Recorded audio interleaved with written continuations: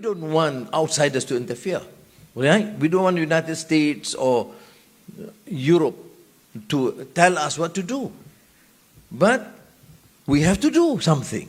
We have to be courageous enough to try and resolve this. Well, they say it's internal affairs of Myanmar. Well, right. I don't think we should go and interfere and enter into a battle with them. But it's affecting us. It's affecting Thailand, huge number of refugees, affecting Bangladesh, who's struggling to uplift the economy, and Malaysia, which has the largest number of refugees from Myanmar. We are stuck with the past. We're stuck with the issue of atrocities. We're stuck about the issue of discrimination and intolerance and gross injustice. And having said that, we should still go beyond. And this is what I believe ASEAN leaders must reflect upon. It is unfortunate that we have to grapple with the problem of tensions between China and the United States.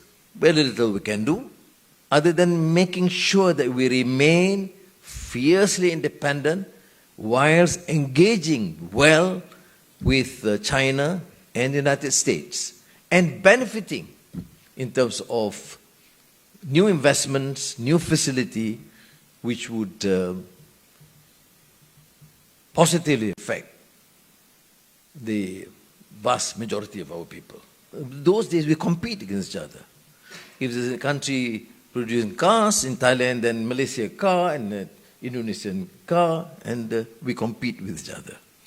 We can't even think of someone should produce lorries and the other one bus or the other car. We can't think in that direction because we are fiercely independent and in the event protectionist. Proposal, the ASEAN Plus 3, which is somewhat related to the initial proposal on the Asian Monetary Fund. It should be revised in the context and the demands and the dictates of the period, which it should include Japan, China, South Korea, or if they would like to include Australia, India. I have no strong views on that. I will have to respect and build a consensus among ASEAN. I have a question that I think when we talk about ASEAN, how will Malaysia or even ASEAN protect ourselves? That we heard about this, I don't know, is it possible a future thing that a severe economic storm is coming due to partly by the dollarization by major powers. And we have seen that with the Ukraine and the Russian war.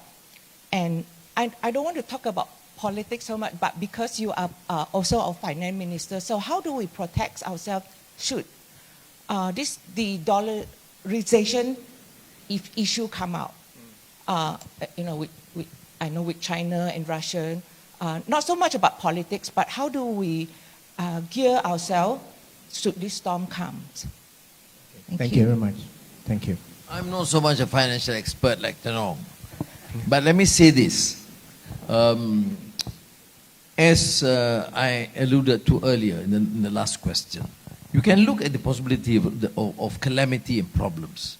From Bretton Woods, if you look history of financial development, prior, post Bretton Woods, you will realize that it is the ingenuity and the capacity of probably the young experts to think outside the box.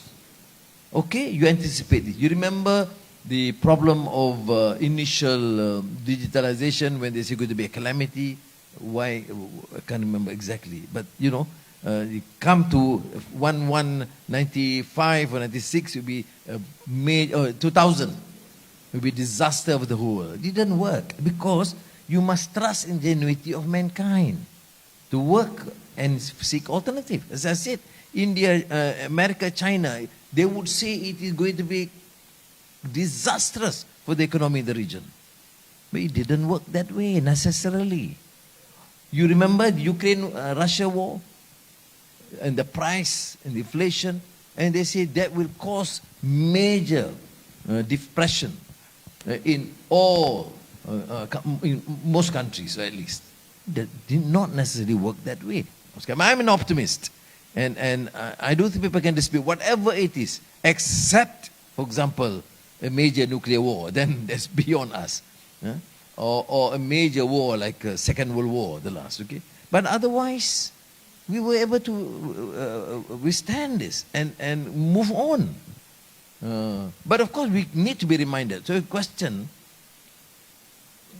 is relevant to make sure that there's also this humility and caution.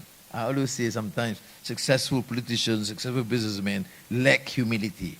And that is the beginning of a disaster.